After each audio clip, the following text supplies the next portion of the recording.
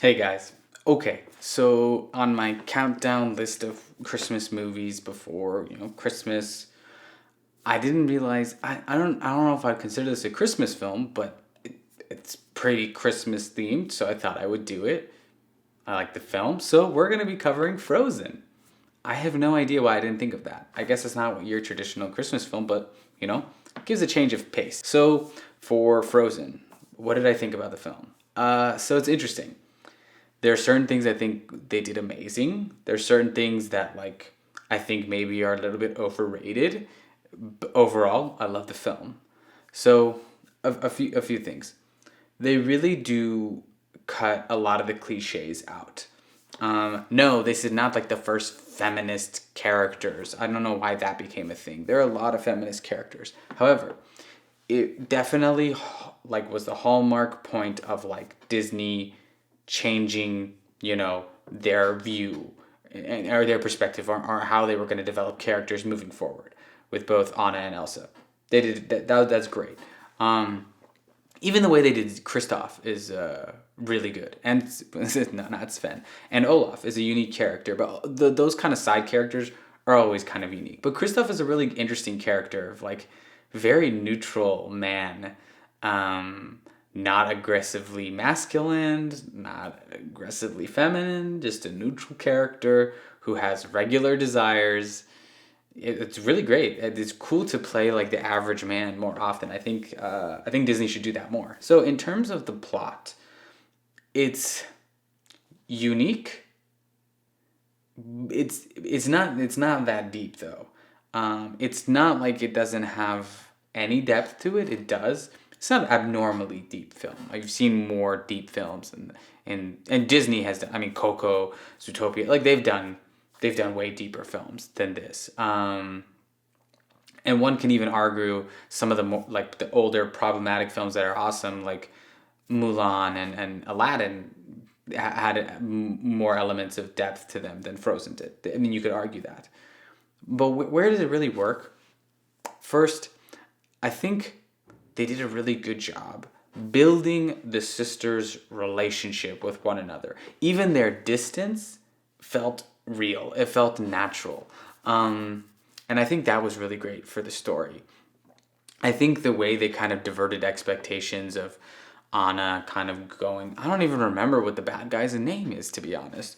But kind of getting in, falling in love and how stupid that is. It was almost, what's really great about the film actually? How self aware Disney is, not of the film, about being Disney. It was such a self aware film of what it's like to be Disney and to make films like this. And that's great. And it's not like they've never done that. They did it in Tangled and things like that, but they really hit it with this one. And I think that's why it just worked really well. That whole do you believe in love at first sight song, that's great. It really makes you you're just what is happening? And it ends up doing a payoff. The only problem that really didn't work, which I believe there are videos on this, that villain character, it was so obvious. Even if you didn't guess that he was actually a bad guy, it probably didn't blow your mind. If it did, great, that's awesome. Kudos, that makes the film a lot better. But because it didn't, it kind of felt eh.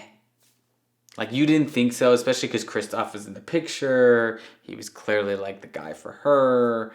This other guy was they fell in love at first sight or whatever crap. It didn't, yeah, you're just yeah. So kind of led it to that a little too much.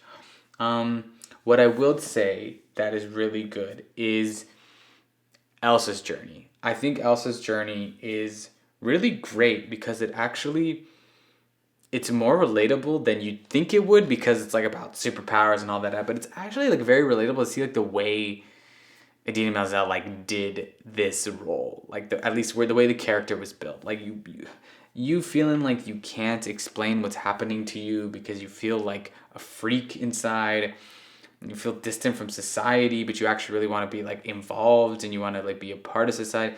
That is so relatable. That is super relatable. That's a really relatable character trait. Note the way they built her character. Also, her transition, Let It Go was an iconic song. Great. But actually, I think the song, like in that song, the transition of her to finding her like strength or like her inner fierceness, I can't as much relate to it, even though I do on a little bit of a level. I know a lot of girls did, women in general did, and I think that's cool. It felt very empowering to them from what I've been told, and like that's cool, and I can see that, and I think that's awesome. Also, I definitely had a crush on Elsa, like everybody else did. When she like went fierce, I know like every guy I knew was like, "Whoa, what just happened?" That's awesome. So like kudos to them. Like it's really cool to show like it's one of those like things of like you can't just judge a book by like what it is, even on a personality level. Like you don't know what they truly are because society pushes you to be something that you maybe not, and you're trying to figure out who you are, and that's like coming of age, and that's puberty, and that's like a lot of things that it relates to. So that's great. Anna's character is interesting because she was important, but like I don't know. I wasn't obsessed with her character. I liked her character more in the second one, I think. But I wasn't obsessed with her character. Kristen Bell's awesome. Nothing against her. Just like, I don't know. The character felt... I don't know. I wasn't rooting for her. I really wasn't. That's okay. Don't always have to be. Kristoff was great, as I already talked about, as a neutral man. Just amazing. Really didn't know. Because he was so neutral, I had no idea what they were going to do with the character. That's amazing. Sven was like underutilized, but like great, because don't overutilize something that like he really wasn't that like ridiculous. It was just like cute reindeer moose thing. Like that's great. Now in terms of character, I leave him for last because I'm obsessed. I'm a huge fan of Olaf. If you are not, I totally get it. His character could totally be annoying. I was obsessed with Olaf. Just like literally obsessed to death with Olaf. I love Josh Gad. Actually, fun fact, I auditioned when he became a superstar and left Book of Mormon. I auditioned for that role. And I did in summer as my audition for that role. I didn't get it. I was definitely too nervous. Also, I definitely don't have Josh Gad's voice. But so, like, I thought Olaf was lovable, was hilarious. He didn't annoy me. I don't know why he didn't annoy me. His jokes genuinely landed to me. Like, oh no, I've been impaled. Like, that stuff was hilarious to me. I thought In Summer was so funny. Now, that being said, and I'll probably do a video on it at some point, Frozen 2 was abnormally more funny than the first one. I thought the first one was really funny. I was laughing throughout it. But the second one, literally, I was dying. The movie was way more mature. The comedy was more mature. Everything will be better when I get older. Like, it's so great. It's like an older person's dream. Like, you'd love that film. But In Summer was great. Olaf was awesome. He added a great lightheartedness. And I actually think he was kind of necessary. Because a lot of the characters' personalities are kind of Like, they're a little bit more bland. Elsa's a little bit more bland, but feels great. Like, feels grounded. Anna's just kind of bland, a little bit bubbly, feels grounded. Kristoff is neutral, feels grounded. They really needed something to bubble everything up, and Olaf was perfect addition. And I think if you look back, you'll see that. Maybe he didn't hit for you guys, but it was kind of necessary to add something like that. The music is very iconic. I wasn't obsessed with the songs. I really liked Let It Go, but I think Into the Unknown is like way better than Let It Go. And I was pretty obsessed with Let It Go, like singing wise. It was super fun to sing that song. But Do You Want to Build a Snowman? Super iconic. Not obsessed with the song or anything like that though. And yeah, I don't know. But like overall, it was great. Plot was almost unnecessary. It was more just like character development. They just let the plot move the characters along. I think it was probably the weakest part of the film. Like, they had such good character development with a plot that really wasn't necessary, but I guess that was like the point. They wanted the plot to take a back seat so the characters could grow really hard, and that's what you focus on. Like, that's almost the plot, is the character development. That's cool. I don't know, other people may have seen it. I did think the true love thing coming from the sister was actually really great. It was really great. That was one of the better expectation subversions I've seen. Some people are like, no, I totally saw that. I didn't. I totally thought it was going to be Kristoff. I think you should have. They set everything up for that. It being the sister. Some people are like, oh, that's kind of cheesy. I don't know. It's a Disney film. It's a Disney film about like an ice princess and her sister who falls in love too fast, and a moose reindeer, like with a talking snowman. It's a pretty like that film. It can't be cheesy film, but it's not really. They actually ground it really hard. And like that was really good. I thought that was really cool. Rather than like True Love's Kiss, which would have been awful there. Even though I still would have liked it because of Kristoff, like that neutral character winning in the end is great. But like, no, just the neutral character finding the courage to then ask her out at the end, like loved it. But like that true love moment with her and her sister, and like I like that. The only thing I really didn't like is like then Elsa's like, oh, love's the answer, and she can fix everything. I know they like didn't want to waste time. I get it. It didn't hit for me. Like I like the scene, but I'm like, really? You just like think love and like what? Did you not think about love at all before? Were you just like you didn't love anybody? It didn't make sense to me. So that was the part that didn't make sense.